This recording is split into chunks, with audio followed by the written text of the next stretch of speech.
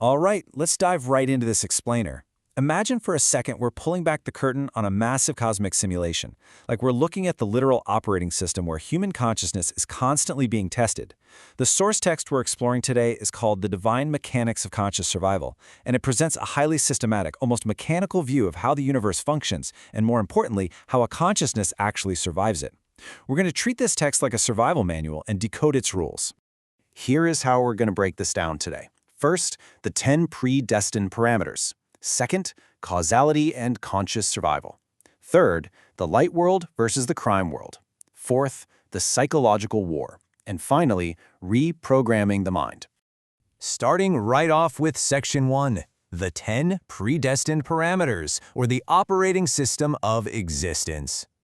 To kick things off, we really have to grasp the environment the author says we're all functioning inside. They call it the system. Now, this isn't just a random chaotic universe. The text specifically defines it as an environment created by God's intelligent mind. Inside this massive system, conscious beings are essentially doing three things. We interact, we transact, and we try to survive. But survival is absolutely not guaranteed here. It relies entirely on mastering some very specific programmed rules. And the text actually maps out 10 exact parameters that make up this system's mechanics. Check these out: growth, development, relationship, quality, performance, games, transactions, learning, reward, and research. The author explicitly states that your survival is completely dependent on these 10 things. Think of them as the literal levers of existence. If you can control them, your chances of surviving go way up. If they control you, well, your chances take a nosedive. Moving on to Section 2, causality and conscious survival. Basically, the rules of engagement. So once you know the parameters, you got to know the rules, right? The text relies heavily on a really strict chain of cause and effect within the simulation.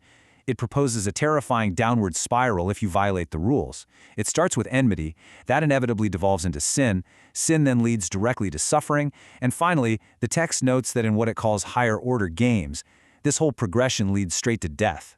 It's a rigid, unforgiving chain. To avoid it, the text says you have to completely erase the temptation to hurt others from your mind. But here's where it gets wild. Transactions in this system can actually be manipulated. The text warns that events can be attracted specifically to cause persecution. So, when you inevitably find yourself in one of these rigged, persecuted games, your survival comes down to just two lifelines: the honesty and the intelligence of every single person participating. Every simulation generated by an observer attracts a destiny. So, facing the judgment of this system means you have to navigate these games with extreme intelligence, completely avoiding the trap of harming anyone else. Which brings us to Section 3, light world versus crime world, the two playing fields. Let's look at the actual environments generated by this cosmic setup. God created two distinct realities, according to the source: the light world, which is the initial dimension of consciousness, and the crime world. The author argues that because this system has inherent attractions for rewards, persecution is just bound to happen. It's an unavoidable byproduct of conscious beings interacting with each other. When that persecution hits and an evil plan takes shape, your consciousness literally shifts. It moves out of the light world and gets dragged right into the crime world. And what's incredibly fascinating is that the crime world is not described as some physical underworld. It's not a place you go. It's actually defined as a set of mental codes. It's made up of forceful attractions that compel a person to persecute someone else under the disguise of giving justice. These programmed codes hijack your mind, forcing it to simulate a reality that is the exact dark mirror or complement of the light world. It is an entirely internal psychological shift that completely takes over your external reality. All right, Section 4, the psychological war, decoding the mind. So we're zooming in from these massive cosmic worlds right down to the micro-level battlefield, your mind. In this system, human psychology is unbelievably sensitive. The text states our psychology is tuned to decode these cosmic games. But there is a massive trap here.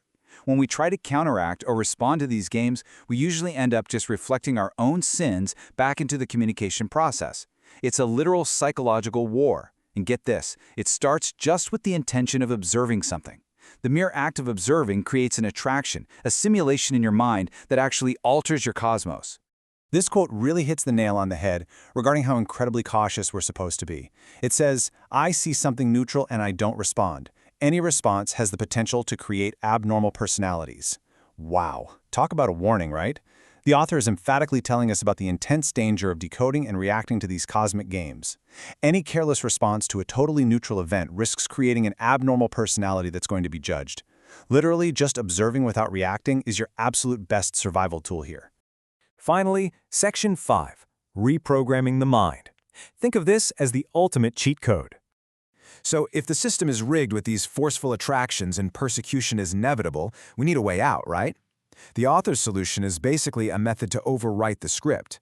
Because human behavior is so unpredictable when people feel persecuted, you have to actively protect your consciousness. The text gives us 5 steps.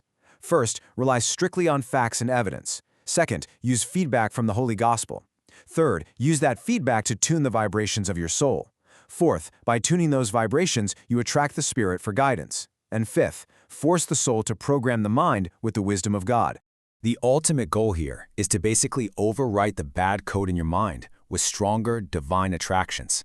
When you overwrite harmful information with the Word of God, that toxic info loses all its power.